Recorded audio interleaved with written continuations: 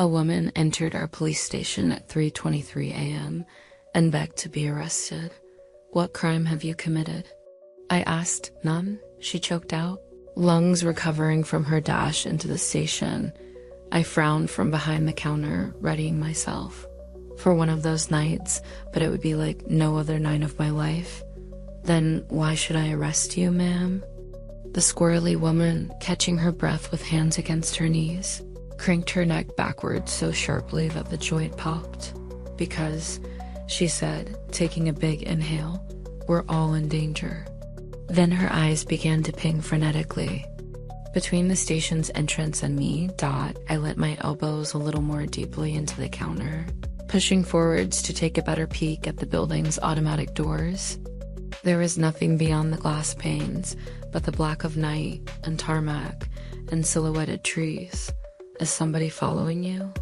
I asked. She shook her bobblehead, making her neck pop another couple of times. I winced a little at the woman's frailty. She was slinging her skull around so violently that I started to wonder whether she wanted to launch it, free pitch the damn thing for 6. No, I'm just checking, she whispered, coming closer. That we're alone? Now, I'm an officer of the law. I faced men and women with twice and thrice the stature of this meek, frightened woman, so I don't know quite how to explain how or why I felt such terror in that moment. I was chilled by the woman's breath, or the words carried on it. There are 3 other officers at the station tonight, I croaked before clearing my throat. We're not alone. Will those doors count? She asked, shivering as she eyed the glass entrance again. Count in what way? I replied, I need the smallest indoor space possible, she said. He told me that I won't be able to exit a room or a building or a prison without spoken approval. He said I'd need permission to leave. Who told you that? I asked, befuddled. I don't understand, ma'am. Explain what's happening. Do I have to do something criminal? The woman asked, shuddering. You won't just arrest me? That's generally how it works, I replied. I'm just a little concerned about why you want to be locked away this evening, while mourning. I assume it has something to do with keeping yourself safe by getting off the street, given that you say you're in danger. However, jail cells aren't hotel rooms, so I don't need to protect myself, she interjected with a hiss. Wild eyes locking onto mine. I need to protect all of you. What's happening out here, Thatcher? Officer Bowen asked as she emerged from the office behind me. I tried my damnedest not to gulp, but the unnerving woman was making it difficult for me. This lady is asking to be arrested, but she says she hasn't committed a crime. Officer. Bowen offered me a raised eyebrow, then put her hands on her hips as she looked at the woman. What's your name, love? Tamsin, she said. Please will one of you lock me up? I need to be locked up. Something bad's about to happen. What's about to happen, Tamsin? Asked Officer Bowen. I don't know. The woman blubbered, placing her face in her hands. It's inside me. Something about those words and her tone of voice instilled me with fear beyond anything words could describe, for it was a fear not of this world. Officer Bowen, on the other hand, seemed unamused. She went towards my ear and whispered, I think we need to get this lady some psychiatric help. She might be in danger. I whispered back as Tamsin continued to cry. She might be, Officer Bowen agreed. But that's for healthcare professional to decide, don't you think? Not 2 police officers at 3 o'clock in the morning. I nodded, then spoke louder. Tamsin, I'm going to leave you with Officer Bowen for a second whilst I make a call in the office. Okay? Tamsin shot her head up from her hands as I rose from the swivel chair. No, please. Just arrest me. There isn't time for any of this. I need you to relax, Tamsin, Bowen said as I started to walk towards the office. We're going to help you, okay? We're going to figure out what's happening together. I shut the office door behind me, then made the call. The idea was to avoid potentially upsetting or aggravating the distressed civilian. Bowen and I had no idea how she would react to the arrival of a mental health specialist, so it seemed best to keep that information to ourselves. The office overlooked the main entrance through a horizontal one-way window, so I watched Bowen and Tamsin talk whilst the phone rang. And when I made it through to a specialist, I explained the whole situation to her. She said that Tamsin was in need of a proper health assessment. "I know it's late," I said, "so I'm happy to escort her to the hospital." And then came a voice not quite her own. "No, we'll escort you all." Before I managed to wrap my head around my unease at her sudden shift in vocal timbre, I clocked Tamsin smiling at me from the other side of the one-way window. She shouldn't have been able to see me, but I knew, somehow, that she could. And that filled me with terror. The grin on her face might have had a thing to do with it. Then the lights in the station cut out, and that came with a sharper pang of terror. The pain persisted afterwards, leaving me sitting in the dark, phone screen lighting my face, with an invisible blade lodged stubbornly between two bars of my ribcage.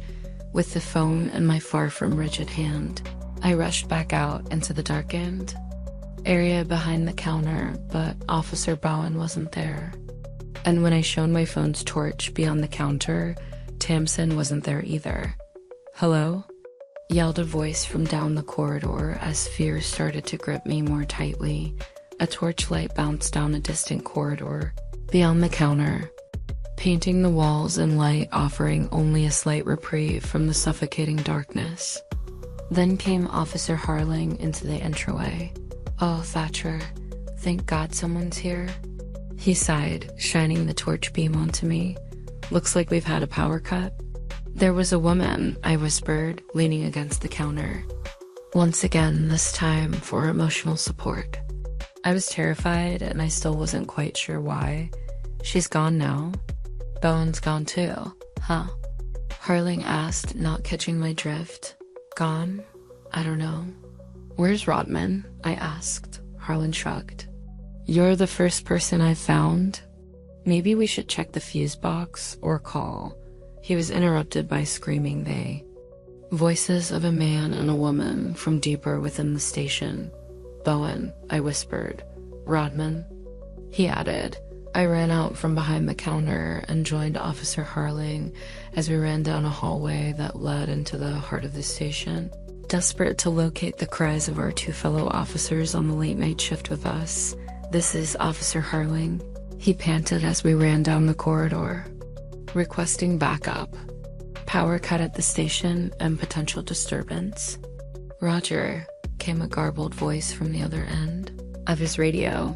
We burst through double doors and found ourselves in the station's break room. There, we witnessed a horror I will never forget. Officer Bowen and Officer Rodman were both lying on one of the tables, sawn neatly in half a little above each of their pelvic areas. The light of Harling's torch caught the sheen of the blood, and the table's laminated plastic top, and the whites of the victims' eyes. Their mouths hung open in the screams they had unleashed during those final seconds of life. I hoped, and still hope, their deaths were swift and relatively painless, but their expressions told another horrifying story, one that left me paralyzed in fear, vocal cords unable to expel a sound. Harling, on the other hand, screamed and rushed towards our severed officers, dropping his torch to the floor as he ran, plunging us back into darkness. I'd seen something for a moment at the back of the room. "Harling, pick the torch up," I begged, rummaging in my pocket for my phone. "They're gone." Harling sobbed, no longer the sturdy officer of the law I had known for 5 years, but a weeping mess. "Pick it up now, Harling," I insisted. I was a mess too, a jittery, terrified one. It wasn't sturdiness that kept me awake and alert.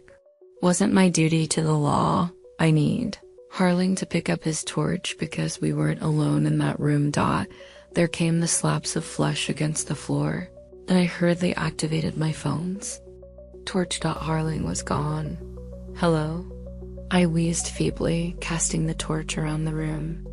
Whoever's in here, reinforcements are on the way, so... Roger, crackled a distorted voice from some unseen radio. We'll escort you all. My stomach dropped as I realized that Harling's call hadn't made it through to anyone. That voice, inhuman and indistinct, did not belong to anyone or anything that wanted to help. It belonged to the voice I'd heard when I called the mental health care. Professional. There came more slaps from behind me. Only a few.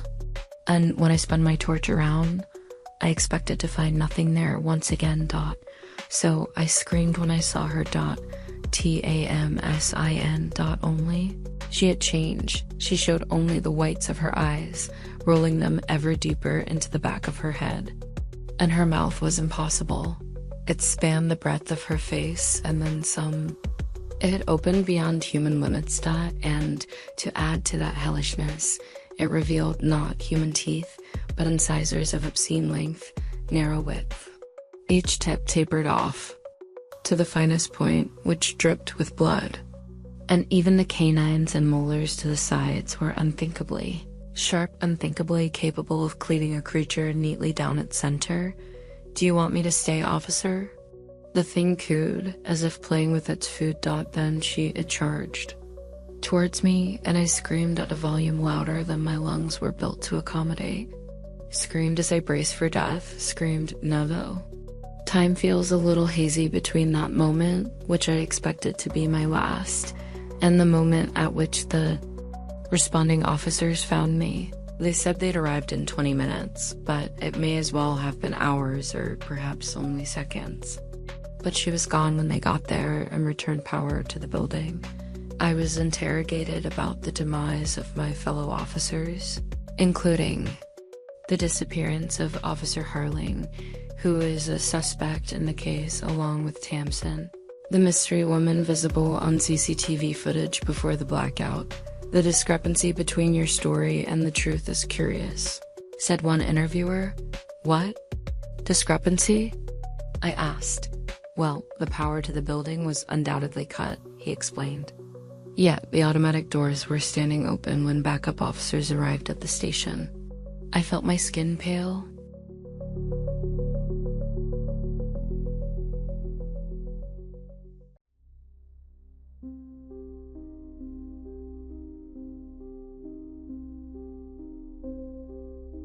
The dead zone in my neighborhood grew up in a suburb where nothing ever really happened.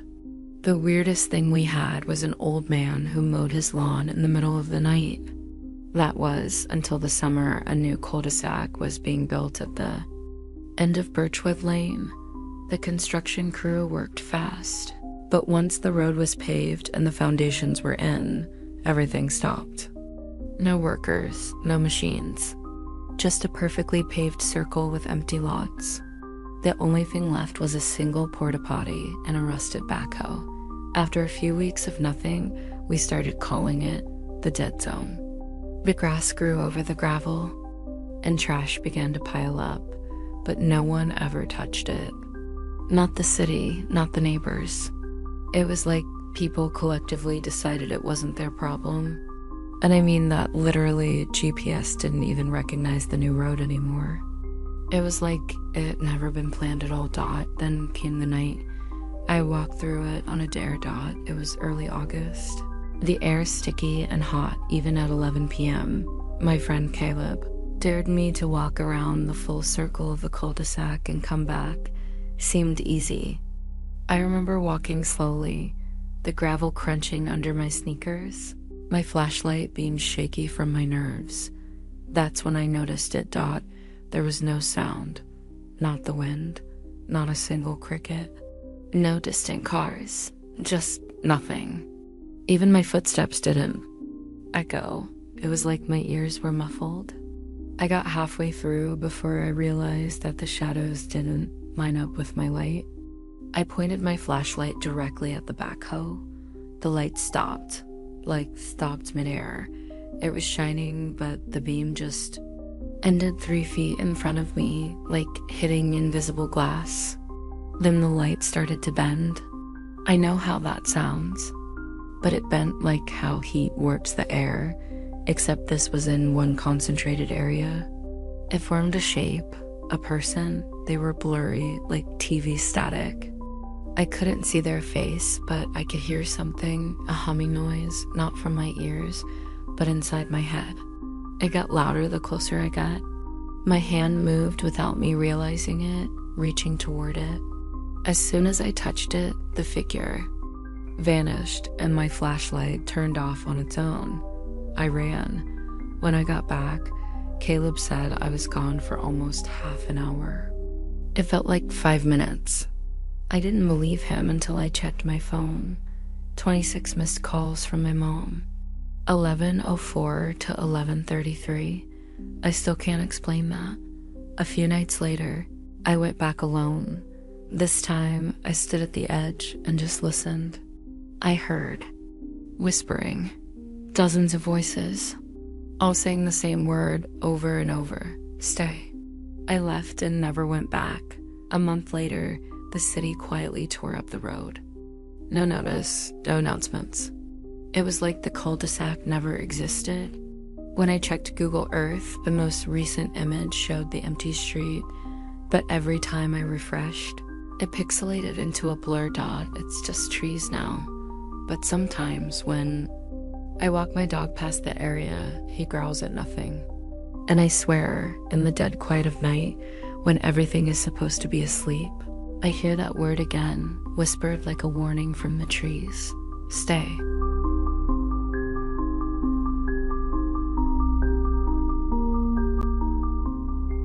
Someone keeps texting me, hide and seek. I wish I hadn't ignored it. I received the first message 3 days ago. I was on my break at work and I got a text notification. It was odd. It was from an unknown number. Normally I ignored those sorts of messages. Spammers and the like usually showed up with those types of auto texts. But this one was different. It was so strange because no number showed up at all. Just the message, hide and seek. I thought someone might have the wrong number for a friend they were trying to get in touch with to play a game apparently. So I responded, think you have the wrong number. Not sure who you were trying to reach, but they're not here. I went about the rest of my workday and was just wrapping things up. When I pulled my phone from my bag, I saw I had another text waiting for me. Same number or lack of number. It was just another blank line where a number should display and the message, hide and seek. I was confused and slightly annoyed, so I responded again. Like I said before, I think you have the wrong number. Who's this? Who are you trying to get a hold of to play hide and seek? I waited, staring at the screen for a minute, and I was about to put it away when I saw a response. You ... hide and seek.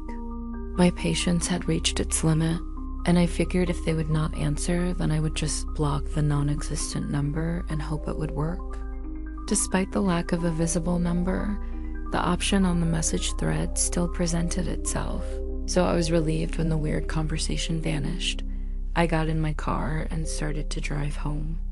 I got another notification as I got on the road and used my car's text-to-speech to read it to me. It was Mike, my roommate. He was asking me to pick up more beer from the store, since he had apparently finished off what we had left. I groaned at the message and the fact that I was always the one to buy it for us. It was getting old, but I needed a drink after the night I had. So I sent him a message back saying, I can this time, but if you are going to keep drinking everything we have, then you better start paying for it. I stopped by a nearby gas station close to our apartment and grabbed a case of Miller and continued home. As soon as I got back in the car, I received another text. I was getting annoyed already since I figured it was Mike complaining about being out with something else. But instead, as the text-to-speech read out the message, I knew it was something else. Seek ... drink. It made sense now, and I immediately called Mike . He answered after several rings and sounded stoned. Hey, man, what's up? Did you grab the beer? Yeah, I did. Are you messing with me?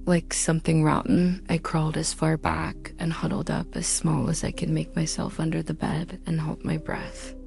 I heard my closet door gently shutting and thought it might be Mike hiding in there. Then the heavy footsteps picked up the pace. I suddenly realized if I could hear the door closing, whatever the hell was in here with us could hear it too. I considered calling out to Mike to move, but fear froze my voice.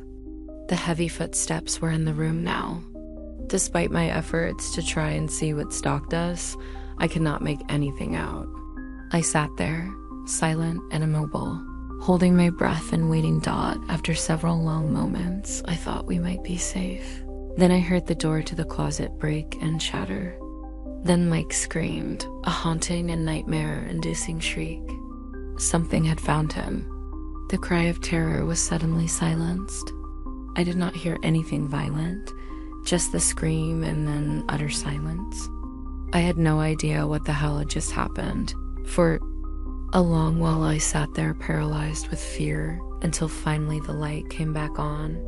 When I summoned the courage to creep out from under the bed and see what had happened, I was shocked when laying on the ground was the shattered remains of my closet door. Despite the ruin of the door, there were no traces of anyone or anything else. Mike had vanished. I slowly called out, louder and more emboldened, as I moved into the hall where the light was on again. No one responded. No one else was there. I stumbled through the apartment searching for my roommate, but he was gone. Worse still, I had no idea just where the hell he had gone. No trace of Mike has shown up in the last couple days since it happened. I don't know if anything will. I think he can finally be declared missing, but I don't know if it will do any good. It was impossible, but whatever had broken into our place had found him, and now he was missing. He had lost hide and seek, and that thing, whatever it was, took him away. The entire nightmare is unbelievable, yet even now, as I write about my friends' impossible disappearance, I am shocked when I receive another text. Hide and seek. I don't know what to do. I don't know what this is. Maybe I should respond again, a different way this time. Maybe it might help, might keep me safe from whatever or whoever is doing this. Perhaps I can find out. My reply is one word: seek.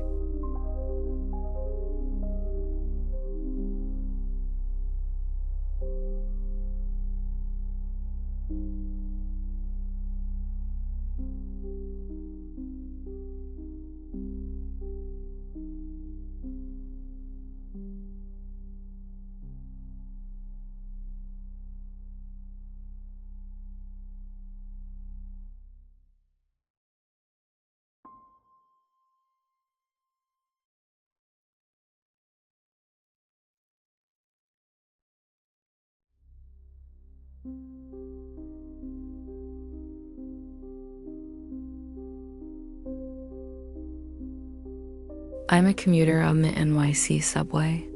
I've boarded a train that doesn't exist. My name is Erin Evans, and some time ago I was the reason 20 people lost their lives. I am writing this in part to confess to the world what I've done and to describe to everyone the horrific yet eye-opening experience that brought me to this point. Let me start by explaining some facts about myself. I live in New York City and am the CEO of a massive company producing plastic bags, though I will not name it here. A couple of days ago, one of my factories producing high-density polyethylene suffered a horrid explosion, ripping apart a massive chunk of the building, with eyewitness testimonies claiming to have seen the roof catapulted tens of feet in the air. The blinding light of the event lit up the city for miles. It took fire crews working all evening to get the blaze under control, and several of them, despite their training and equipment, were scorched with severe burns or were coughing out their lungs from smoke inhalation. The colossal pillar of black, billowing fumes was still visible the next day, dwarfing even the tallest skyscrapers. When all was said and done, 20 people were confirmed dead.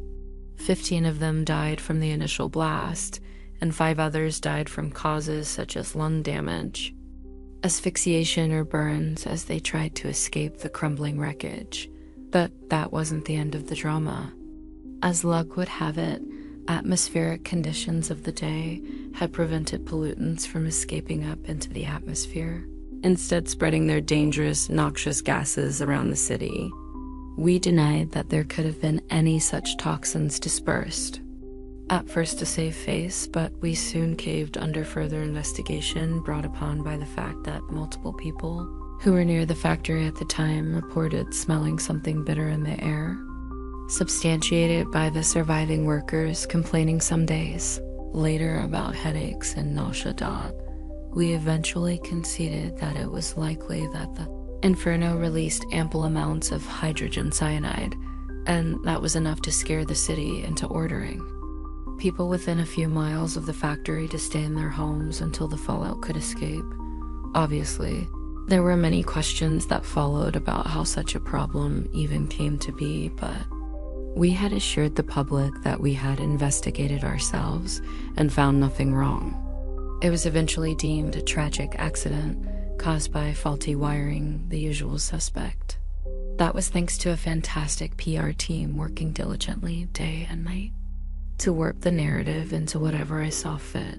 My name was clear, and I got off without even a slap on the wrist, but make no mistake, it was my fault, entirely. The story we came up with wasn't entirely untrue. It was faulty wiring that caused the initial fire that led to the explosion. However, the wiring would have never been faulty or exposed, or nearly as dangerously close to the flammable chemicals had I listened to the concerns of the people who worked under me. I've always been a stuck-up rich prick. Raised in a wealthy family, got sent to an elite private school with people in my wealth class, and inherited my parents' business basically immediately upon graduation. I never really had to fight for anything. It was all handed to me, and that, combined with how I was raised, led me to see the less fortunate as well. Lazy, if you're wondering why I'm telling you all of this information that will, well, obviously make you hate me. There are 2 reasons. 1, I've since learned the hard lesson that most of what I believed back then is false. And 2, it's necessary to understand the type of person I was. The factory workers had been trying desperately to unionize for years before the accident, and I fought them at every turn. Through successful propaganda, incessant delays, and the firing of most big advocates, I was always successful in busting them. Not only that, but they would frequently come to me with concerns. The place was outdated, to say the least. Old and rusty. It was clear many of the machines there had never been replaced or renovated since my grandparents owned the place. They barely even worked, and the run-down, decrepit nature was generating horrifying safety hazards left and right. But the machines were still running, so why should I have forked over the extra cash to replace them? Now, all of what I'm saying may be confusing to you. I know very well that there was no recent news story breaking of something remotely describing what had happened that night, and that's because, well, it never happened. I sense that this explanation leaves you with more questions than answers, so I guess I should stop beating around the bush. It was a couple of weeks after the accident. I had just left my penthouse apartment and was going to my block's local subway station. While crossing the street to the stairs I would use to get down to the platform, my eyes were glued to my phone, not even paying attention to the walking signal. Suddenly, seemingly out of nowhere, a car roared into my peripheral vision. I didn't even hear it until its horn screamed into my ears, the sound of its tires on the asphalt of the street. Drowned out by my thoughts and the hustle and bustle of the morning city. My heart was shot with adrenaline. As I leaped into the air, hearing the screech of rubber slipping on the rock behind me as I sailed and collided with the ground, I let out a half cry in agony as I slowly rolled over to my stomach. Once I had processed what had happened and finally stood up straight, a burning fire was lit inside me, "Hey," I yelled, storming right up to the driver who was now running out of his car, the color now completely drained from his face. "Dipshit, watch where you're going next time." He didn't respond. In fact, nothing about him changed. He just stared head on, his breath stuttering and hitching in several broken fragments. Rolled my eyes, I was running late. He hadn't actually hit me, so there was no need to get the police or insurance or any other party involved. And as much as I wanted to clobber this person for having nearly killed me in the street right then and there, I had more important things to attend to. And a couple moments later, as I was scrolling through my phone, waiting for my train to arrive, the incident was cleared from my mind entirely. "There is a downtown _ train approaching the station. Please stand away from the platform edge." I didn't hear the train number that was called. I didn't think too much of it at first, chalking it up to me being too distracted to pay full attention, as I often am. This whole procedure is so routine that I hardly even acknowledge the automated arrival announcements anymore. All trains on this color line were going where I was anyway. But now, looking back on it, this was weird. I had caught everything else perfectly, but when it came down to the number, I can't really explain. My brain just skipped over it. Something had been said clearly. I had registered that after the fact, it wasn't silence. And it wasn't gibberish either. It was as if I just couldn't process it. Like the sound had reached my ears, but the second it made its way to my head, I just shut down, and any thought back to it just refused to compute. It's hard to put into words unless you experience it. I boarded, putting so much autonomy into my step that I was almost a robot. And when I had made it into the car, I finally looked up from my phone, and for the first time during this whole ordeal, I noticed that there was something off. The first thing that hit me was the smell. Ashes, smoke, and a slight hint of something else. It reminded me of a scorched piece of meat at first, a weird combination of burnt food, their scents mixed together so perfectly that I couldn't tell one from the other. In addition, there was an odd, metallic scent, like that of a penny, and a hint of sulfur. Even though there was only a suggestion of it, it was sickening, and I almost wretched as I looked up to scan for the source. Only. I found none. Everything was clean, immaculate even, as if someone had just gone through and polished everything. There was only one other person here. A figure sitting in the far back corner, near the door that exited to the outside coupling. He was crouched. Over on his seat, his entire body covered in a long gray, tattered cloak made of a rough, broken fabric with a hood that fell around his face, perfectly obscuring any skin. I had at first thought that the scent was coming from him, but that couldn't be. It had no discernible direction or distance, as if it was coming from everywhere. That was about where I had it. No matter how late I was not about to risk my life by being alone here. I snapped back around, ready to gun it for the exit when suddenly the doors slammed shut in front of me. There was nothing to announce their closure, no beeps, and no "stand clear of the closing doors, please." Instead, they blurred past my eyes with such an intense ferocity that it almost made me step back to avoid becoming crushed in the giant metal maw. I stared wide-eyed at the scene before me. A malfunction, I rationalized. It made sense then. I barely had time to think about it though, because soon the train roared to life. I almost fell onto my side, losing my balance as it jolted forward with a vengeance I had not seen before. The windows blackened with the overbearing walls of the tunnel, the only light that remained being those from the overheads, which radiated their artificial glow across the entire area, as well as the occasional flare of a bulb from outside. I collected my bearings and took a deep sigh to calm my nerves. Relax.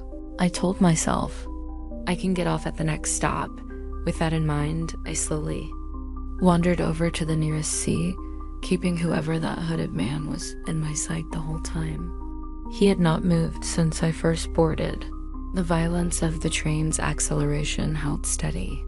It required consistent use of my upper body to keep myself upright. We had hit our expected top speed a while ago and kept going.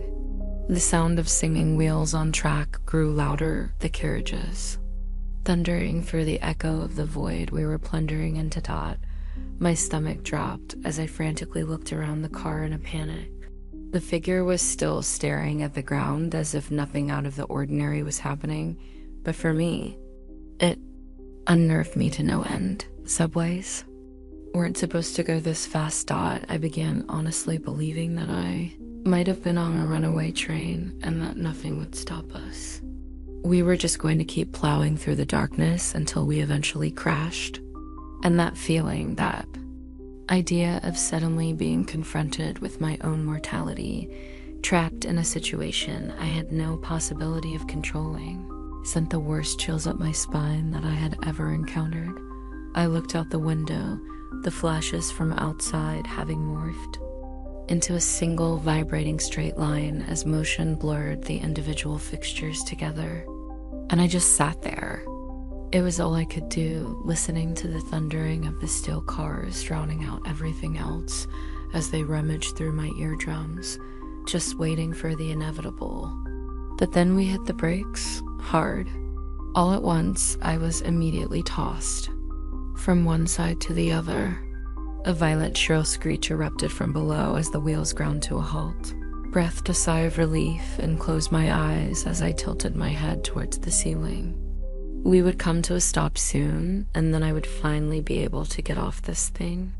I didn't care about how late I was anymore. I just wanted out of this. Then I would then run immediately to the MTA and give them a piece of my mind about the situation they had put me in. Who knows? I probably would have checked for grounds to sue them. Just to be sure, the void outside gave way to dim, yellowish light as we were pulled into a station. I jumped out of my seat and practically sprinted to the door, which opened almost immediately as we came to a complete stop. I practically burst from the train, determined to storm up to the next employee and give them a faceful of what they had done. But those thoughts were put to rest almost immediately. Stepping onto the platform, I was assaulted with a tidal wave of warm, heavy, sticky air. This wasn't too weird, but the smell was a little odd. Wet and earthy, definitely better than what I had encountered on the train, but noticeable. Just a single look at the yellowish walls immediately pinned a culprit. Black spots dotted throughout almost every corner, crevice, and tile, spreading and expanding their influence. Like an infestation mold, the place was covered in it. The walls were also deteriorating, covered in shades and strings of brown, green, and other unsightly colors drooping down their entire length as if they were melting, and the text, signaling the name of the station, had been corroded to such an extent that it had become unreadable. This may have been a bit more concerning to anyone else living in any other city around the world. However, any New Yorker will know that these sights are unfortunately commonplace, and I dismissed this as being a station I usually skipped on the express. The doors slammed shut behind me, and just like that, the train took off, the smoke of the violent braking still trailing behind it, and I was left alone. The other guy had not followed me out. I was still shaken up by what had happened, and being alone on a rundown, decrepit subway platform wasn't helping either. So I just decided to walk until I found something to reorient myself. A dark pit within me began to fester as I observed my surroundings. There were no maps, no directional signs, nothing that could point me to an exit or at least tell me where I was. I was trapped within an endless maze of corridors with no sense or reason, just yellow-tiled walls. The lights above me were flickering, barely holding on to their exhausted bulbs that struggled to put forth their radiance dot at this time. I was starting to have serious doubts about my situation. I didn't fully register the scale of what was happening yet, but the environment I found myself in was enough to put anyone off. The soundscape dominated by nothing but an echo of dripping water far off, somewhere in the distance that morphed into a hideous whispering as it bounced off the corridors. This would be a perfect place to be stabbed. I could only think about it for so long, however, before the flashes from above increased in intensity and the buzzing turned to far more of a crackling, static sound. Not a second later, hundreds of loud pops tore their way through the building. My eyes were hit with a blinding white for a microsecond before I became engulfed in sheer, absolute darkness. I stilled, my heart thundering in my chest as I tried to look around and find some way to orient myself. But there was nothing to feed. My starved eyes. I was stuck here, standing in an endless expanse, unable to see myself or any part of my body. Was I supposed to wait here until someone found me? Or stumble aimlessly like a lost soul searching for salvation? That was when I felt it. A calm wind lightly feeling its way down the back of my neck, sending my hair straight on end, accompanied by something I couldn't quite describe. A lingering presence pushing down on me from behind.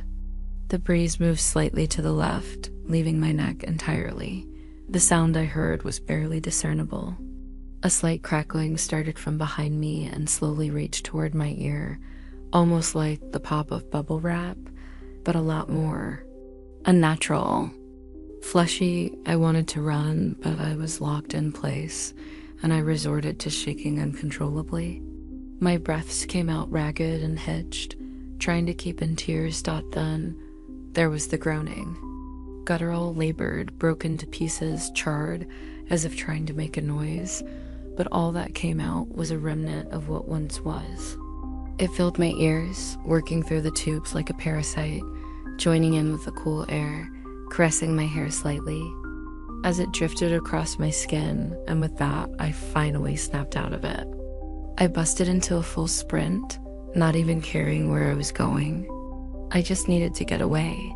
The smell of smoke came back with a punch I wasn't unprepared for. It pierced through my nose, a sharp, acrid stench that combined itself with a hint of bitterness. I coughed. First a little bit, then again and again before I finally stood still, bending forward before letting myself succumb to an attack. I would know that chemical smell anywhere. It had been all over the street since the accident. Finally, up ahead, a small sliver of light. I unsteadily shook my way towards it, fighting off the last of my respiratory system's wear. It was a dim, shaky glow, flooded with an inferno's deep, warm orange. But there was no flame. I watched as the shadows of the invisible pyre danced along the walls to the tune of an unfeelable draft. In the brightest part, sitting with her back leaned against the wall, was what appeared to be a woman. She was draped in a worn, tattered, white dress, long since stained with splotches of gray that grew like an infection to cover the fabric. Her head was on her knees that were hugged closely to her chest. Long, crooked, silver hair was draped haphazardly around her legs, barely concealing the small, crusted paper in her hands. She was rocking slightly, her mouth letting out shattered breaths. The motion allowed the parchment to briefly peek out of its confinement. A small square with white borders surrounding something in the middle. A photo of what I couldn't tell. It was too dark to make anything off it. I stepped backward. A broken tile crunched underneath my feet, and the woman stopped, bolted as my survival instincts kicked in. Whatever was taking place, I didn't want a part of it. The woman's wailing got louder, echoing through the halls behind me. It was far more sustained now, no longer the pathetic broken excuse it once was. I could hear it as it quickly overpowered everything in the station. The absolute strength of raw emotion, the grief, the loss. The fiery glow surged ahead and colored the entire corridor, the dancing shadows having transformed into long tendrils that wrapped themselves around me, threatening to jump out and pull me into whatever nightmare this had become. Turn after turn, bend after bend, I prayed for an exit, for another person, for anyone I could talk to, and just some form of release. The lights flickered back on, and I now found myself back at the train platform. I don't know how. I was more concerned with what was lying on the tracks. I had never been more happy to see those silver snakes. Salvation. I bolted in through the open doors of the subway train, only catching my breath as they forcefully slammed themselves shut behind me. After calming slightly, I picked one of the nearby seats and began walking towards it. And then I saw something out of the corner of my eye, causing my blood to chill to ice dot.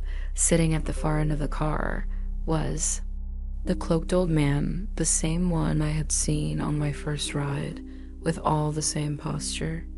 We lurched forward, accelerating with a force I was all too familiar with. I was on the same train, Dot. My heart thumped harder and harder as I stared them down. I desperately tried to forge some form of rationalization, no matter how far-fetched. But I came up with nothing. Nothing could explain the vast series of coincidences I was experiencing. I wanted to yell, shout at whoever was sitting bent over at the end of the train car, and demand to know what was happening, but a sound never escaped my lips. Instead, with a glimmering hand and a last-ditch attempt to save myself, I pulled my phone out of my pocket and, without breaking eye contact with the only other person here, slowly dialed 911. The roar of the train made the phone difficult to hear, even on speakerphone, but I was a little relieved at the low tones that indicated ringing. 911, what's your emergency? Asterisk, the operator picked up almost immediately. The wheels were so loud at this point that I nearly had to shout to stay audible. Hi, yes, my name is Aaron Evans. I'm on a subway train headed. Hello, can you hear us?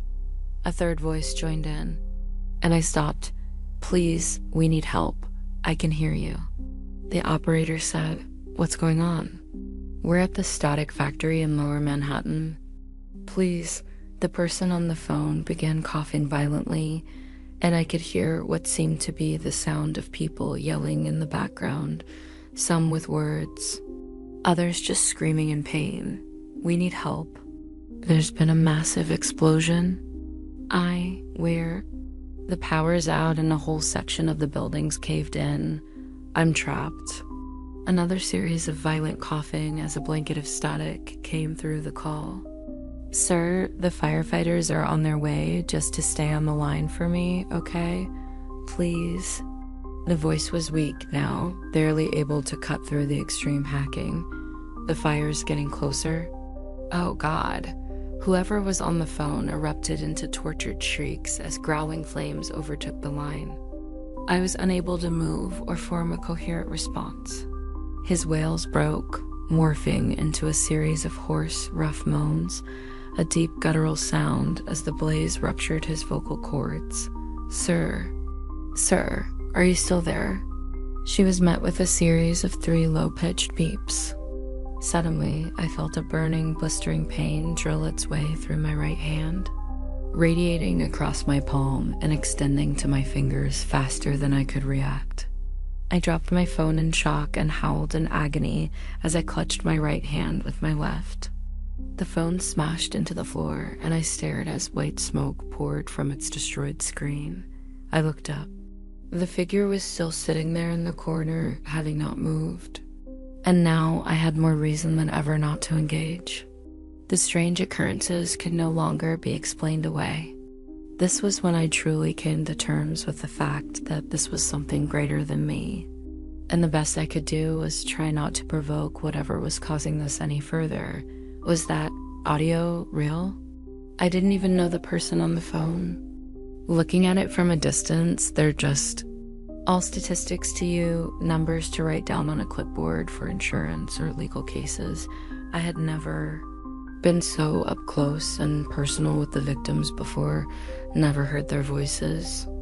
And hearing, for the first time, what was going on in that factory while the fires raged, I couldn't help but imagine myself in their shoes. What thoughts would be running through my head? Would I be able to handle the pain that this individual had experienced in his last moments? I shook myself out of it as I heard the brakes beneath the car. We emerged again, but not into a station like we had before. Everything outside was still as dark as the tunnel we had just shot out of. Even as the doors opened, I saw nothing.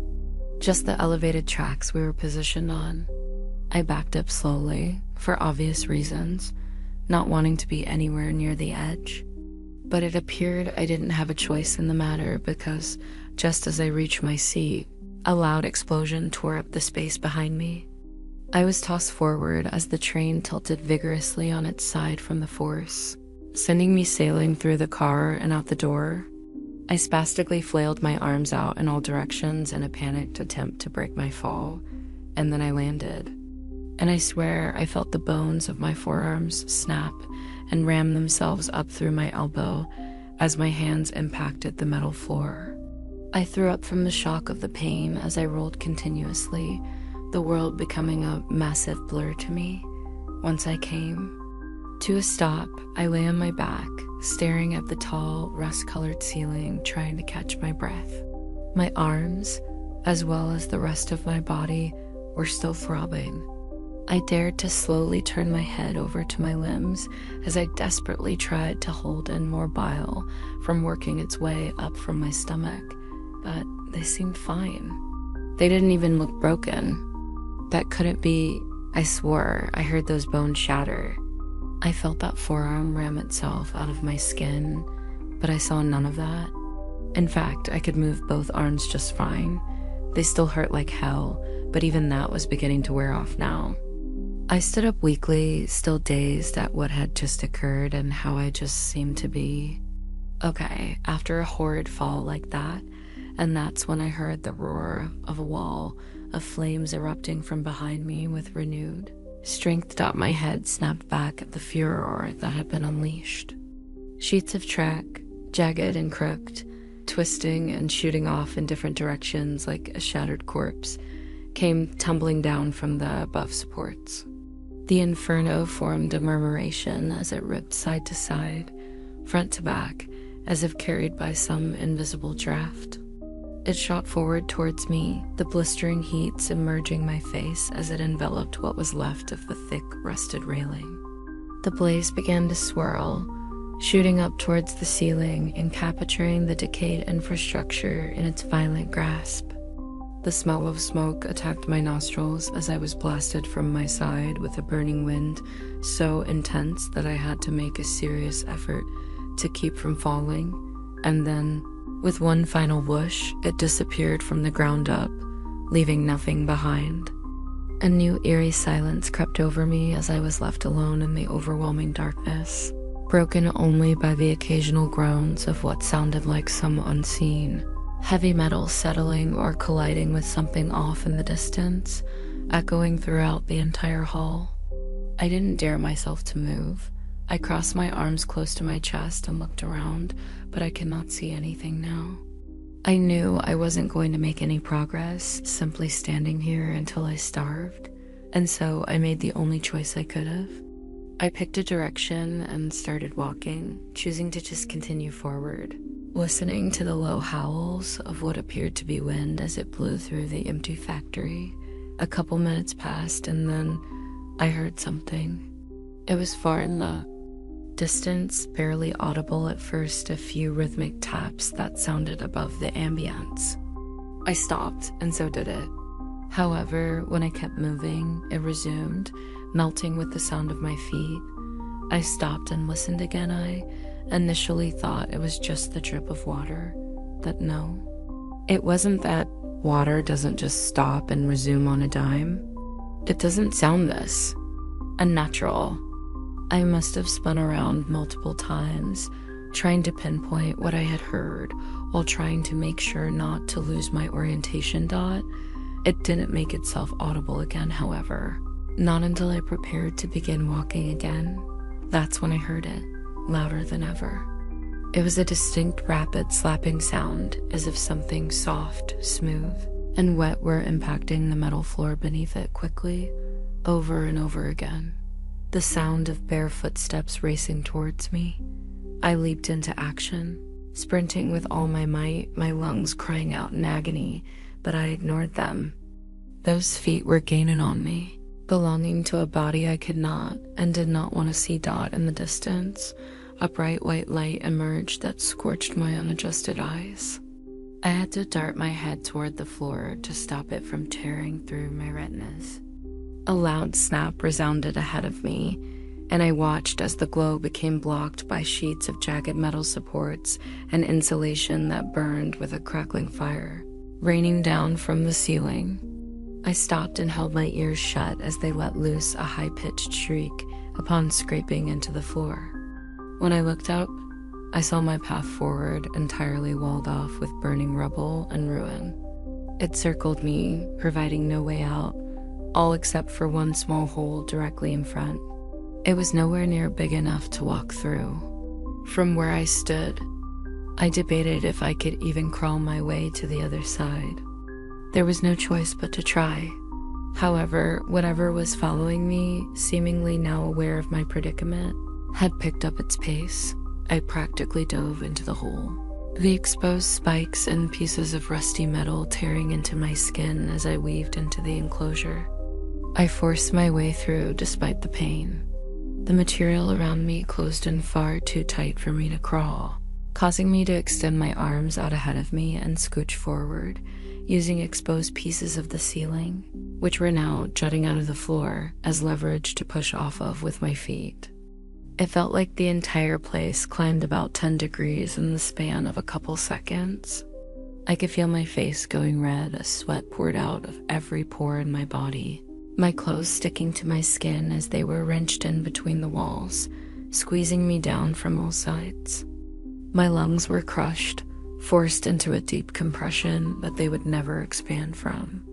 Inhaling was painful, and every time I managed, all I could draw in was a weak puff of blazing air that seared my throat as it forced its way down, raising the sweltering heat even more. The light seemed so close. I just had to keep moving, but it became more of a struggle the further I got. The progress I was making was becoming less and less. A law of diminishing returns so harsh, it would ensure I never reached my destination. I was opening new gashes on my arms and my legs left and right, and I could feel the blood draining from my body. Suddenly, everything around me shifted, and the ceiling caved in the last millimeter or so that it had, locking me down completely.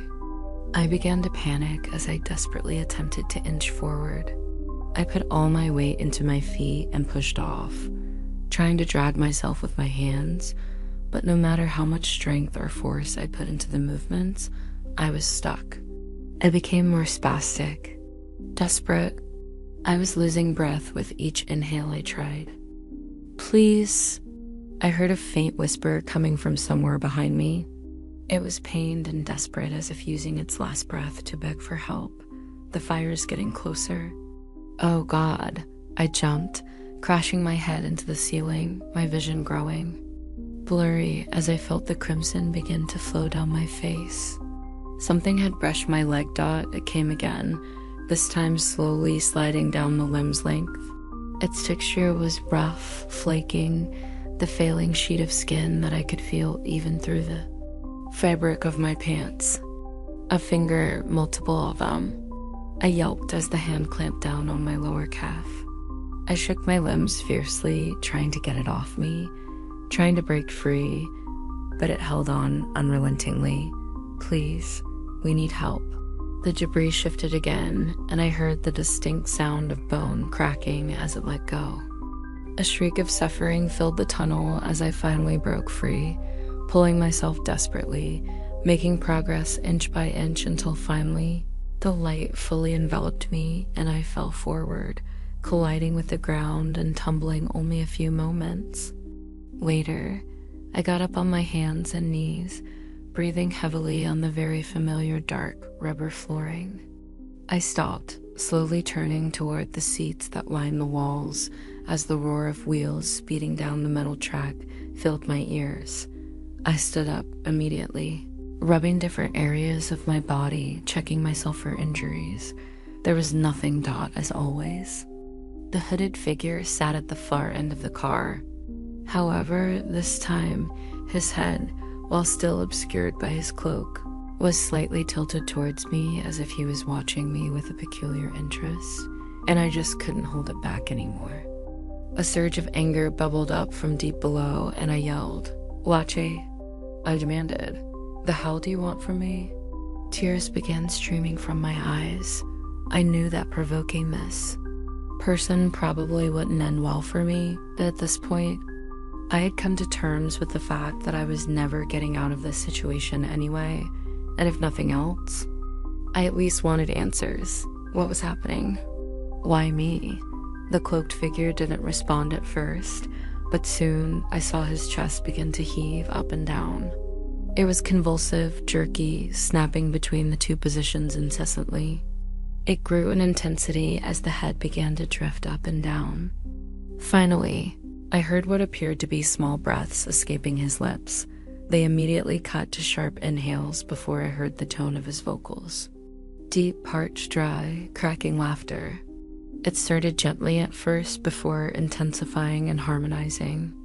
With the clicking of the wheels, we exited the tunnel and found ourselves above ground for the first time since all of this had begun. I turned and stared out the windows of the door. The sky was blanketed with a layer of light gray clouds. The sound of rain sheets pelting the train's metal exterior formed a symphony with the thunder and lightning that struck through the skies. Above Dot, we appeared to be in the middle of nowhere. Nothing but trees and a washed-out, lifeless expanse. The train bit the brakes again. The figure laughed hysterically as we descended to a halt, where the growth finally led up into a broad clearing. Stared wide-eyed as the doors in front of me opened. Outside lay a field of 20 graves, all already covered up and filled in except for one. Surrounding the forwardmost center was a group of people, their faces obscured with black.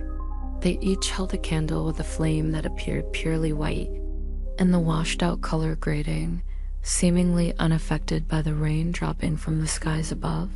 They didn't even notice me, never turning their heads, never distracted from what they had lost. A coffin was being lowered into the ground. I tried my hardest to look at who was being buried, but the name. It was indecipherable. I couldn't even begin to make out the text scrawled on the rock, another nameless individual. The train doors slammed shut, and I turned around and jumped at seeing the hooded one, now standing just a few inches behind me. I don't know when he moved, but now he was right here. His hood had been completely removed, revealing a wrinkly, dark, dirty, burnt face.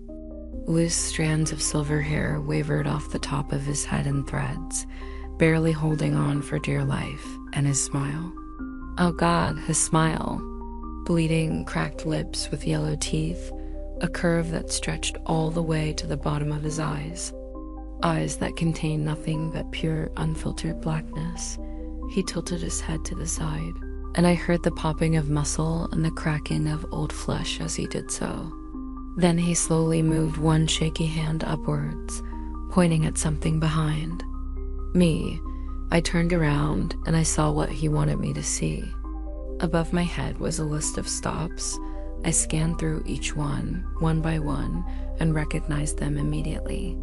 My local subway station, that first stop, all the way to now, and finally, coming up next, end of the line. My stomach dropped, and the train seemed to pick up speed as we rushed into the dark walls of another tube. I shook my head, the tears rolling out of my eyes. As I turned around, the old man began laughing again.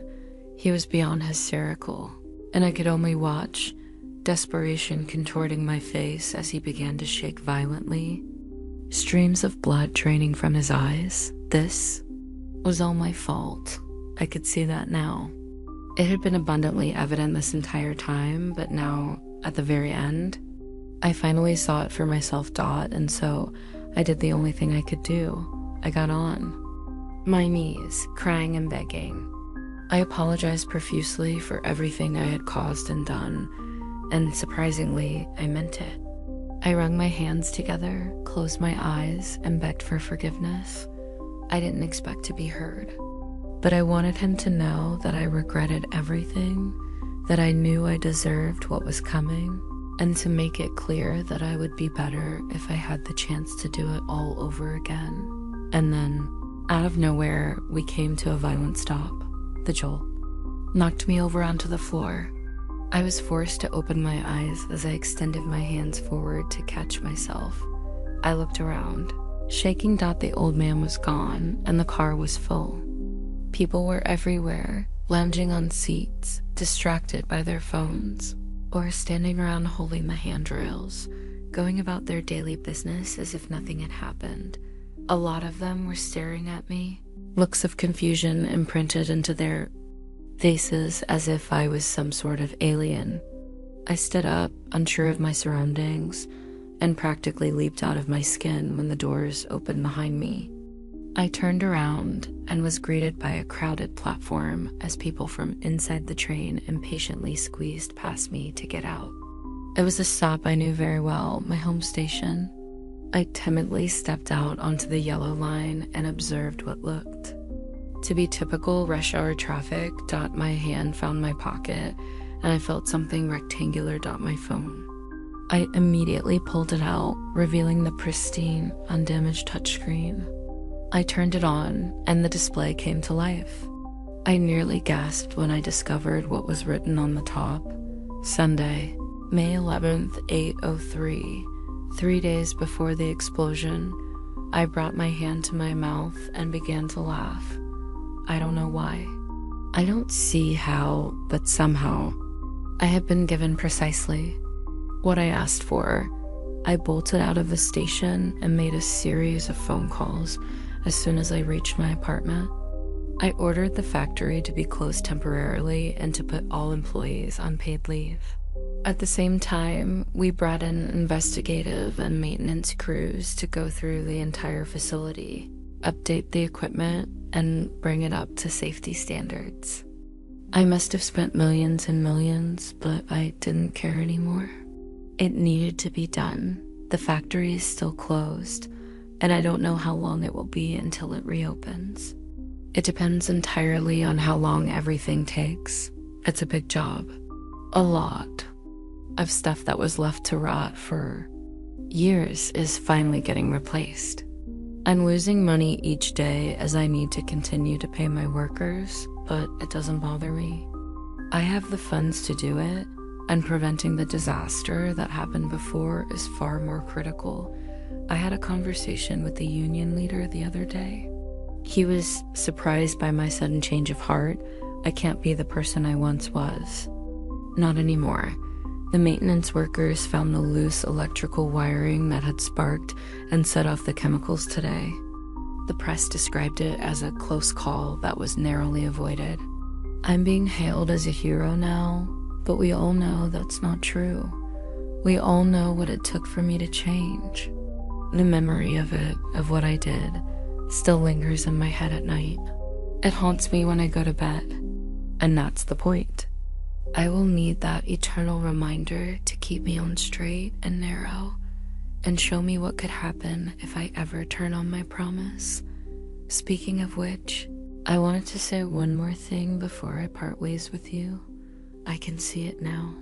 The train, I saw it for the first time again while walking to the metro on May 12th. I was scared at first. I didn't understand what it was doing here. I was doing everything right, wasn't I? Why had it come back for me so soon? And then I realized it wasn't here for me. I saw that clearly as I watched someone else, a burly guy, seemingly in his 40s, board the train before me. Locked into his phone just like I was, I could only look on and have pity as the doors slammed shut behind him, and he finally looked up in surprise. The train pulled out of the station with the strength I had now grown used to, and I watched through the windows as the cloaked man, sitting in his typical seat, passed by me, and I swear he was looking back at me, smiling.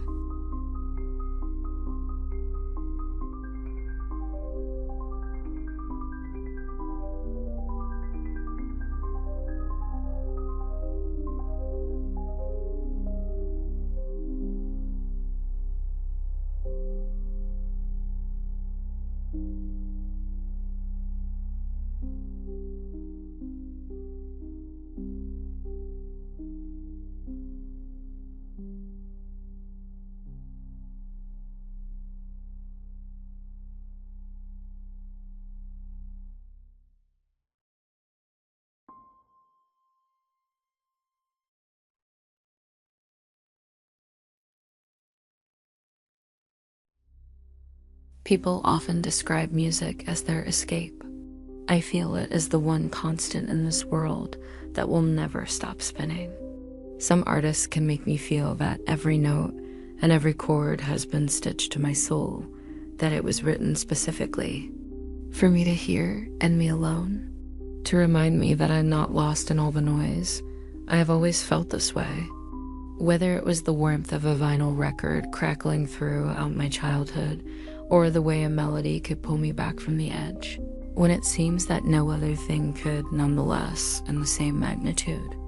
Music isn't something I listen to, it's a rhythm to which I've shaped my entire life. The way I breathe, think, the way I process every fleeing emotion.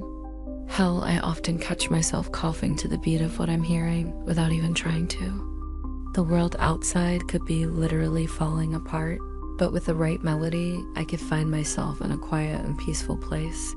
I'm 22 now, but I remember the day I unwrapped that iPod Classic that my now late father, the only man to love, music more than myself, gifted me for my 8th birthday. It was like holding a piece of black magic in my hands, a portal to endless melodies and memories. Since then, and until now, it's been my faithful companion, filled with every note that has accompanied me through the ups and downs of my teenage years and into adulthood.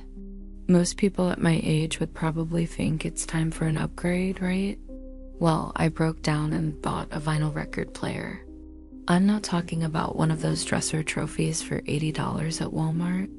I bought a real deal, vintage Marantz 6200 automatic.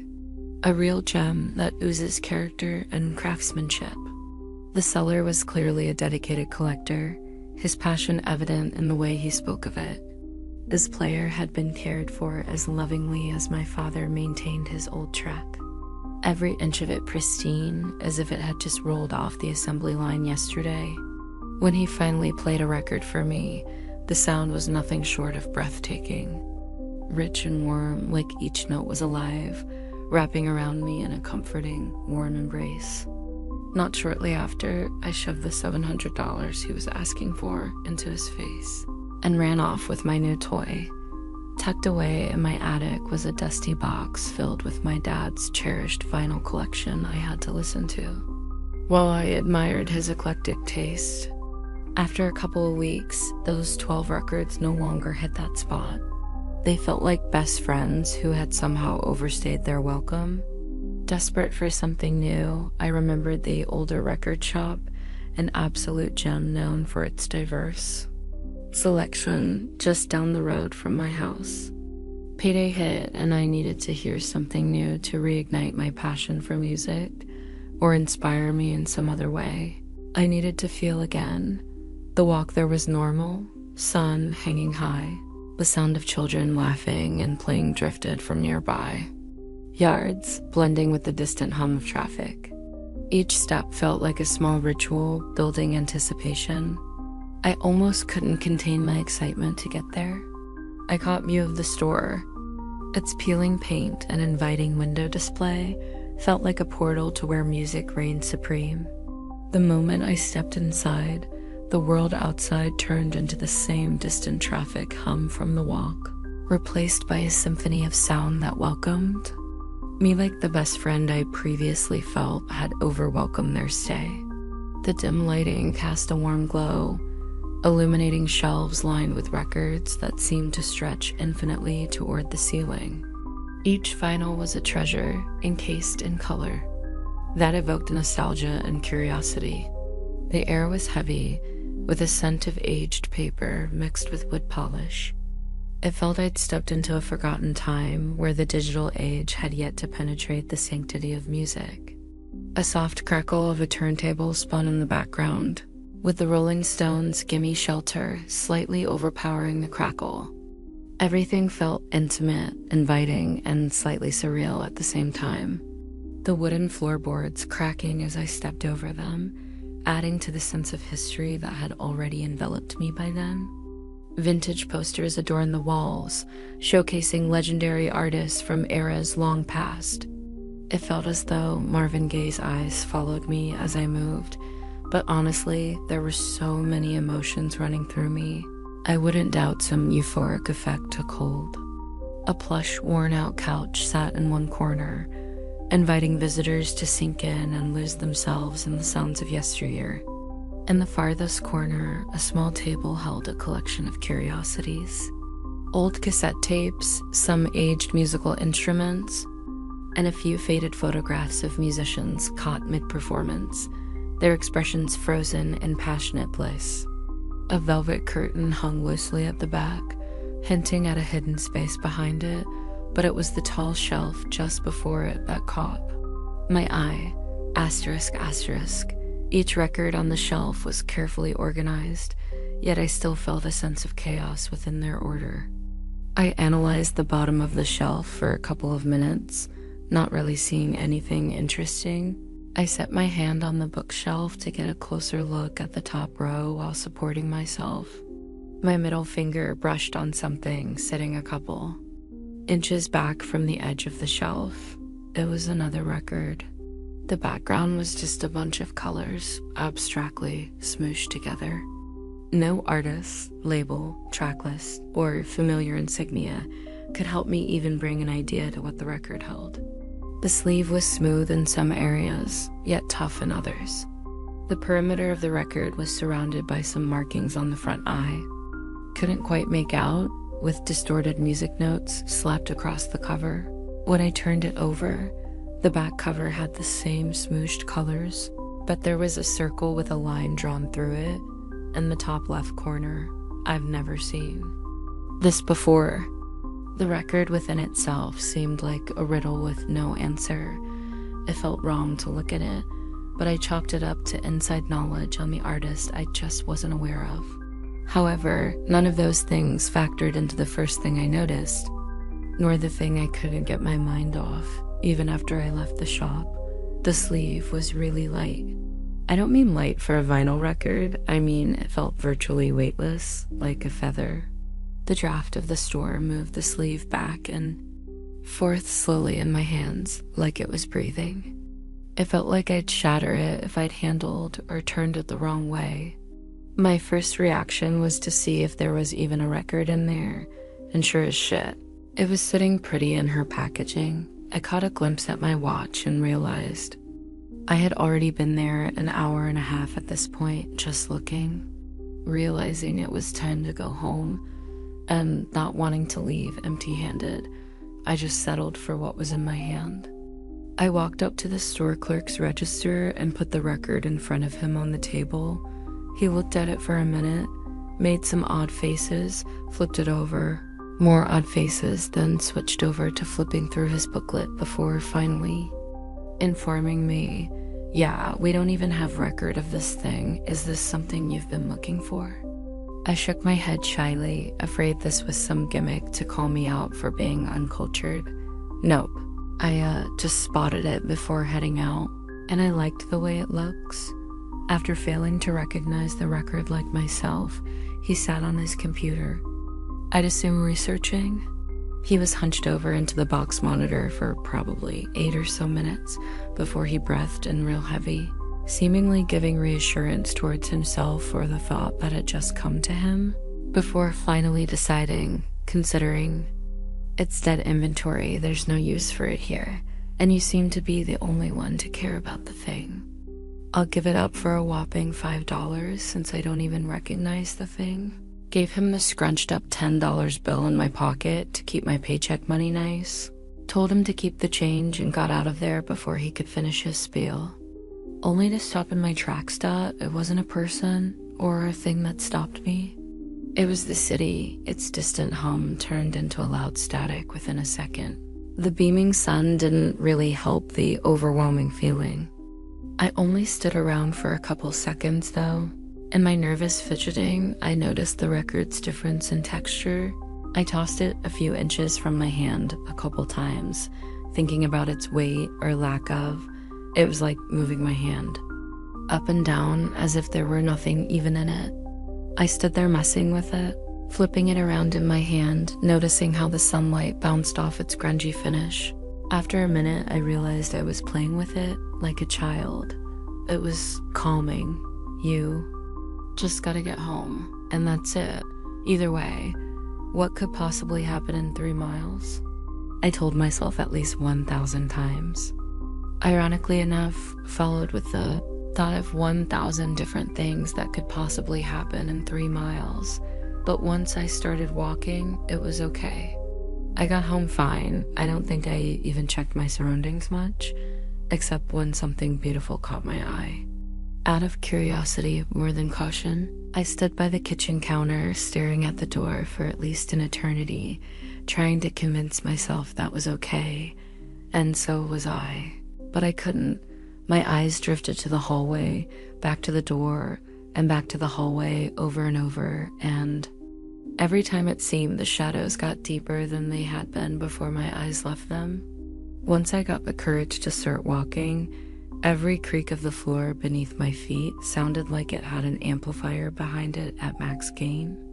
I checked the entire house, room by room, every window latch, every corner of every room, expecting to find something or someone lurking in the dark. But there was nothing, no one but me. I locked every door and window in the house, ran up to my bedroom, locked my door, and turned on my light in the same movement. I sat on the edge of my bed, my heart still beating too fast, my mind replaying that bang over and over again at the same speed, trying to rationalize it, trying to make sense of why it sounded so close, so yet so far so unnatural. I flicked on the TV, needing noise, something to drown out the silence. Cheers was playing, and it was one of the only shows I saw my father watch while growing up, so I thought it might bring me some form of comfort. I watched the characters laugh, joke, and drink, but it all felt like it was happening in another world, so far removed from where I was. My eyes were fixed on the screen, but I wasn't really watching. One scene had me distracted for a moment, until there was a close-up of Sam, standing behind the bar, the laughter around him growing distant as he stared ahead, lost in thought. I felt like I was staring right back at him, and only a moment later, the noise of the show fell away. It was just me and the stillness, and all I could think about was that sound. That bang. My chest tightened up, my mind kept circling. Then, with almost zero notice or time to feel another way, I was overwhelmed with an emotion I don't feel often. In fact, probably the one I feel the least in life. I was furious. Violently furious. My hands clenched, my jaw tightened, and suddenly it felt like the entire night had been some cruel joke. I wasn't just scared anymore, I was angry. Angry at the noise, angry at myself for being shaken by it, and angry at the oppressive silence that followed, as if the world was mocking me for even trying to find a spark in something I'm so passionate about, the lifelong connection I feared I was losing the love for. My heart pounded harder, my chest rising and falling in quick, shallow breaths. The stillness of the house, the hum of the TV, even the light from the screen, all of it felt suffocating. Like it was closing in on me. Every unanswered question was another weight on my chest, and with every second that passed, I could feel the fury boiling hotter. rising until I thought I might snap. I looked at myself in my mirror in front of my bed, and without thinking I lunged and kicked it in as hard as I could. Glass flew everywhere like confetti, but I didn't even flinch.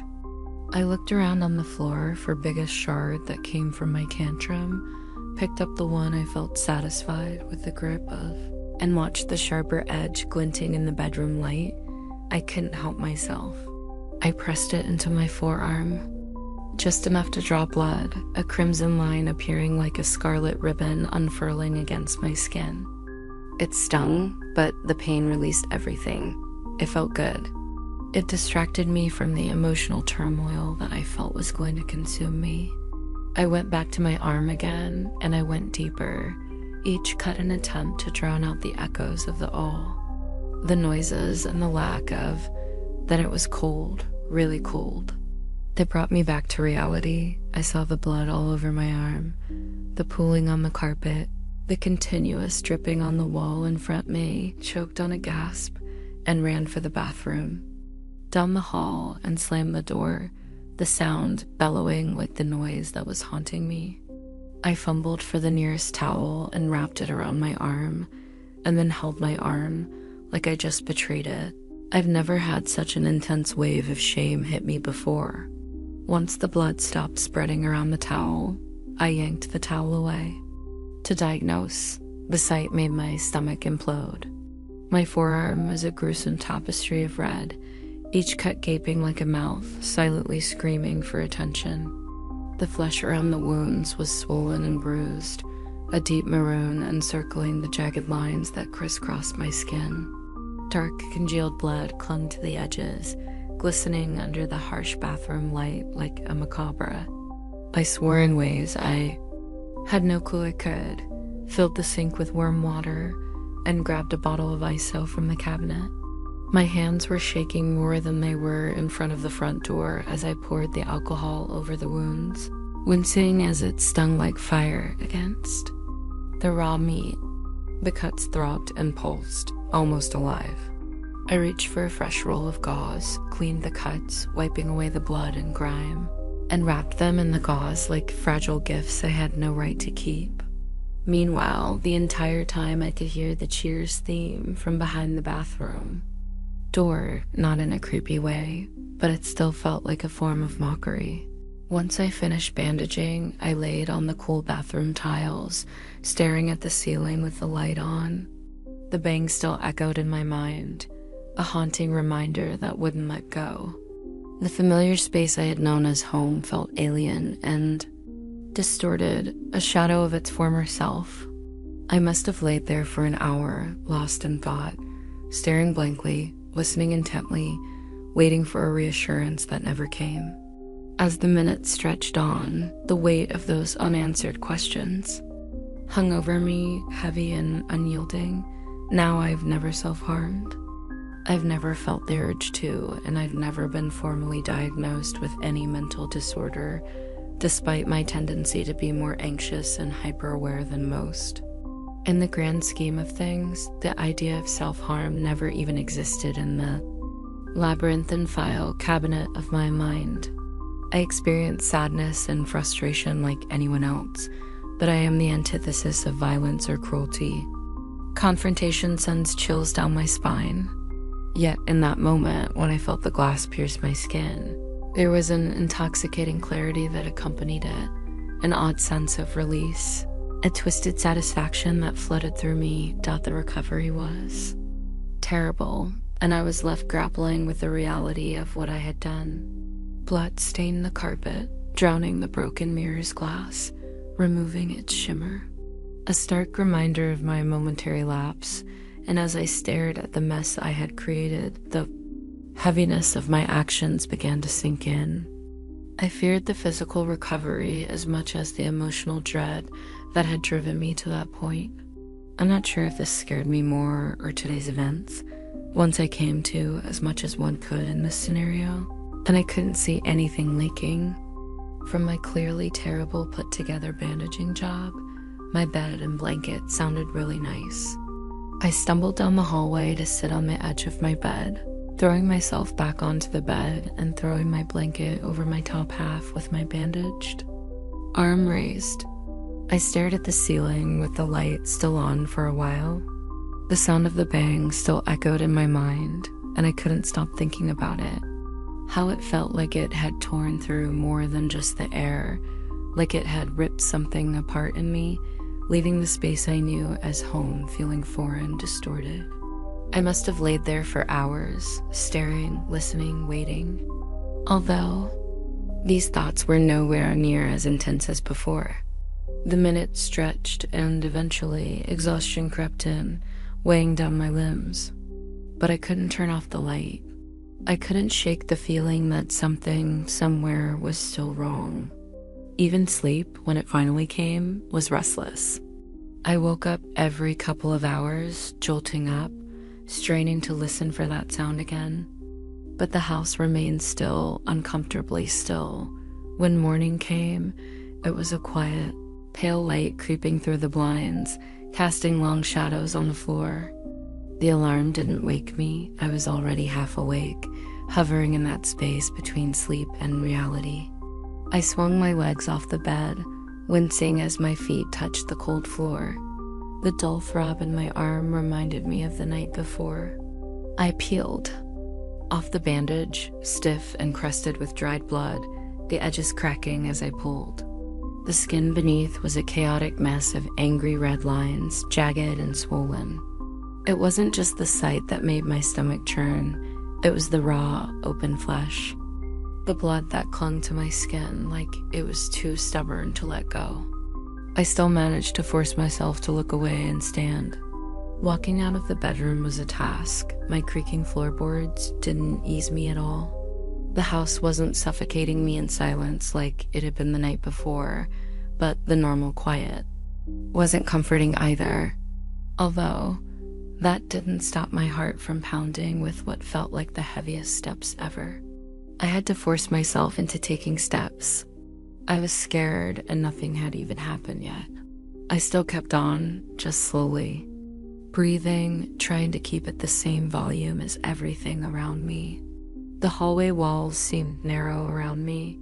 It made my skin prickle. By the time I reached the kitchen, I was shaking so much I had to re-aim my grab after missing the trim the first time. It took me forever to actually get around the corner, almost a comedic amount of time. If something was after me, I was basically inviting it to take me. All I could find in my kitchen, though, was the normal, silent, weak morning light, streaming in through the sliding door onto the peninsula. I've never had such a deep sigh of relief, maybe because I was basically suffocating myself trying to be quiet throughout the house. The kitchen felt like a sanctuary of stillness, the weak morning light spilling across the counter, quiet and undisturbed. I stood there for a while, letting my breath catch up to the moment, my body still trembling from the effort of just getting out of my room. The relief of being surrounded by something normal, something safe, was short-lived though. The throb in my arm was back. All my adrenaline had left. The more I thought about it, the more unreal last night felt, like a living nightmare that I couldn't comprehend, and for some reason my coping mechanism was violence. I moved through the house, touching the walls, the furniture, the windows, trying to ground myself. Everything was normal, I know it was, but something in this house was off and it was draining. It's basically all I've thought about by midday. Everything gnawed at me to the point where I felt the need to reach out. I mean, considering last night, I'm not sure I could trust myself. It wasn't only that I just need to hear another organic noise throughout the walls that wasn't coming from me. I needed someone to anchor me. Jonah is the one friend I still had in my 20s. We did basically everything from middle school till the end of high school together. No event or emotion stopped it. We both just grew up, got jobs, had things to do, life. We still talk, just not as often. However, I knew that he was the only person that would probably care, and the only person I cared that knew this was happening. Even after I show him my arm and explain, I knew he wouldn't judge me and would feed off of my concerns, seeing the positive end of it. He'd probably want nothing but to help. I grabbed my phone and scrolled through the contacts, staring at his contact for a moment, with my thumb shaking over the screen before calling him. As the dial tone hummed in my ear, I wondered if I was really going to tell him what was going on. Maybe I'd just talk about the record in my arm. Maybe we could listen to it together. If it happened again, sure, I might freak out again, but then I'd know I wasn't insane. Maybe that would be enough to push away the uncertainty gnawing at me, or grow it. Did I even know what I wanted out of this? Yo, man, what's up? His voice derailing my unwanted train of thought. His voice was casual, easy, like everything was fine. It felt like a lifeline, but it was a reminder of how out of sync everything felt on my end. Hey, man, not much. I sat for a second, trying to think of how to explain myself without sounding loony. Listen, I know it's random, but I was thinking maybe you could come over. I'm feeling a little weird at the moment, and some company sounded great. I got a new record and player if you're down to give her a whirl. I tried to sound as normal as possible, but my voice felt shaky in my chest. He laughed a bit. All right, buddy. I'll bite. What kind of record are we talking here? Something rare. I paused, the memory of last night flickering in the back of my mind. Yeah, something like that. It's just old, you know? Either way, you should come by. It's been a minute and I got a lot on my mind. It would be nice to talk. Sure, man. I actually got out early today. Didn't really know what to do with myself, so this is better. You good, though? You sound a little off. I swallowed hard my grip, tightening on the phone. Yeah, I'm alright. Been a long day, and I had a long night. I'll see you when you get here. Yes, sir. See you in a bit. I hung up and dropped the phone on the counter, staring blankly ahead. Maybe hearing the record would settle things. Again, maybe things would get worse. Maybe it's just a record and something underlying is going on. Maybe this has nothing to do with the record. Minutes felt like hours as I waited for him to show up. I kept checking the clock, the door, then the record. My arm ached with every second, but I couldn't focus on that. All I could think about was what would happen when I played the record again. Finally, the doorbell rang, snapping me out of my spiraling thoughts. I felt my heart leap into my throat as I walked over to the door, taking a deep breath before opening it. "Aye, man," he said with a smile, stepping inside without waiting for an invitation. His presence filled the space immediately, a solid anchor in the strange tide that had been pulling me under since last night.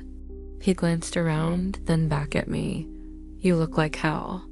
I forced a laugh, closing the door behind him while hiding my arm behind my back. "Yeah, long day." Jonah raised an eyebrow, his eyes lingering a little longer than usual. He didn't press, though. He never did. Just a slight nod of understanding. As he kicked off his shoes and made his way toward the living room, it felt like some of the tension in my chest unwound. Jonah always carried himself like he owned the space around him, like nothing rattled him, and it made me feel safer. His familiarity with the place, with me, made everything seem a little less heavy-dot as I followed him in. I felt the bandage on my arm pull tight. I'd forgotten about it for a moment, but now the dull ache was crawling back up. Jonah was all ready, plopped down on the couch, stretching out like he'd been there 1,000 times before. I guess to be fair, he probably had at this point. He turned to look at me again, this time with an amount of concern I can't really quantify. "What the hell happened to your arm, dude?" I froze for a split second, my hand instinctively brushing against the gauze. The question hung in the air, casual on the surface, but I could feel the mass behind it. I hadn't figured out how to explain it yet. Hell, I didn't even know if I wanted to. It's nothing. I mumbled, shifting awkwardly. Just a stupid accident. Banged it up last night. Jonah leaned forward, his casual demeanor shifting into something sharp gaze, like he read my mind and knew what happened and just wanted me to admit it. Banged up? Do you think I'm stupid? I hesitated, feeling the burn of his eyes on me. I couldn't bring myself to tell him the truth. About the cuts, about the fear crawling under my skin since the record. Maybe if I told him part of it, it'd be enough. I cut myself, I admitted, finally meeting that sharp gaze. Didn't mean to. It just happened. Jonah didn't say anything for a moment. He glanced at my arm, his brow furrowing, but he didn't push. Instead, he leaned back, nodding slowly. All right, he said quietly, but you're good now, right? I nodded, though I wasn't sure if I was convincing either of us. Yeah, I'm good. Jonah gave me a look like he didn't quite believe me, but he again didn't press.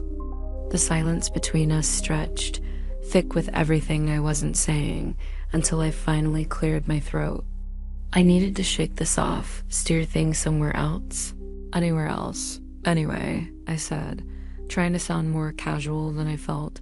I've been dying to show you this record. Jonah's expression softened, curiosity flickering in his eyes. Oh yeah, you mentioned that. What's the deal? Something special? I shrugged, keeping my voice even. Just something I stumbled on. Thought you'd appreciate it. I walked over to the record player, the vinyl resting on the platter I left it in. My fingers hovered over it for a second longer than they should have, but there was a reason. My gut dropped. I never realized the vinyl stopped playing and the needle was lifted on its own that night. I know I didn't touch it, but Jonah didn't let me think about it. Old school, huh? Jonah sighed, looking at the setup with interest. You know me, I'm down for anything with a little vintage vibe. I forced a smile, but my hands were shaky as I adjusted the needle. Yeah. Figured you'd like this one? I set the needle in the same place I did last night, and that familiar crackle filled the room. The sound, once so comforting, now felt like nails on glass, scraping the inside of my skull. My chest tightened, and I couldn't help but glance at Jonah, hoping he wouldn't notice the tension. He just sat there in his chair, nodding along. To nothing, completely at ease. Then, just beneath the crackling, I caught it. Low at first, barely audible, like a breath from deep within the earth, but I definitely heard it, that hum. It made me stop breathing at once, like a spell. It only took a couple seconds within hearing it for it start to twist, turning into something darker, almost alive. It was different than last time. My skin prickled, and I could feel the hairs on the back of my neck stand up. I swallowed hard, willing myself to breathe normally, but it was impossible. My chest was tight, and my fingers trembled as they hovered over the record player, but I didn't dare touch it. Then, the sound broke free, exponentially quicker than the last time. A guttural noise, low, rasping, unnatural, and above all else, loud. I flinched, my eyes darting to Jonah. He stopped nodding, his body going still. His hand, mid-tap, froze in the air. You hear that? I asked, my voice barely above a whisper. He didn't respond at first, just stared at the record player, the casual ease drained from his face. Then, slowly, he nodded. Yeah, he said, his voice uncertain. What the hell is the growl? Deepened and amplified, curling through the air like it had weight, like it could reach out and pull us both into nothing with zero hesitation. My heart was pounding now, so loud I could feel it in my throat. The room felt smaller, the walls seemed to close in, the atmosphere so thick I could hardly breathe. But from this point, I knew this wasn't in my head anymore. Jonah heard it too. Then there was silence. Just beyond the flickering shadows cast by the dim light, something shifted outside the guest room. A silhouette formed at the edge of the living room, dark and indistinct, hovering like a mirage. It was as if the light itself was bending around it, creating a void where no light should be. My breath hitched, and I felt my heart race. "Do you see that?" I whispered, almost afraid to say the words aloud. Jonah's gaze snapped toward the shape, his mouth opening slightly, breath caught in his throat. The figure stood there, tall and imposing, a stark contrast against the walls. It had no distinct features, just an outline that seemed to pulse and writhe, as if it were alive, feeding off our fear. "What the hell's that?" Jonah finally managed to say, his voice a tremor dot in an instant. Panic exploded between us.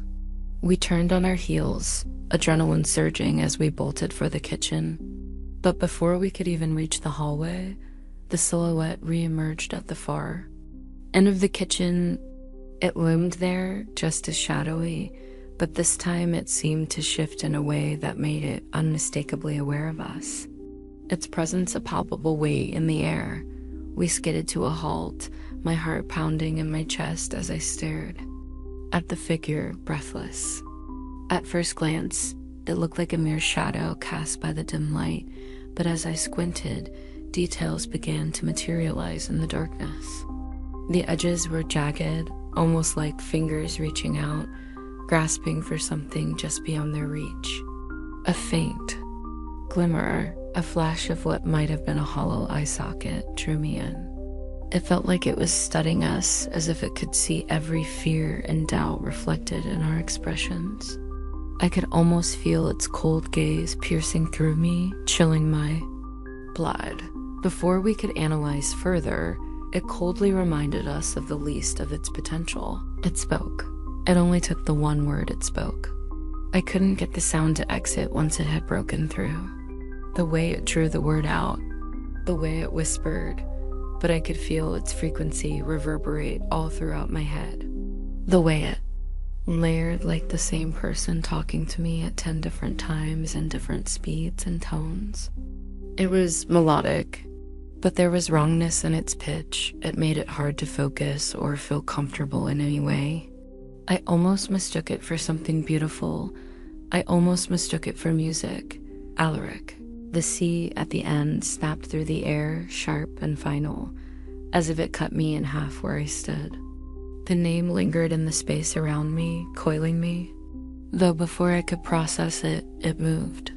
Not like a shadow slipping away, like it was being pulled or stretched towards the door. Its edges distorted, twisting like molten tar, sliding through the door as if the metal and wood were liquid, bending to its will. Jonah looked at me with his eyes wide and unblinking. He wasn't confused, he wasn't terrified, he was lost. He looked primal, raw, like he knew he shouldn't have been here to witness any of this. He swallowed with an audible brute force, making his next words fall like stones.